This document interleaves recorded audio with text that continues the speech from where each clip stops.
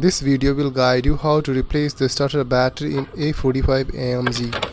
So in this car the battery location is the front side in the engine compartment, and in this car this A45 is coming with the 139 AMG engine, so inline 4-cylinder engine.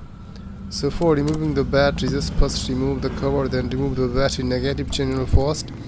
Then you have to remove this this side have one fuse box also, just you have to remove.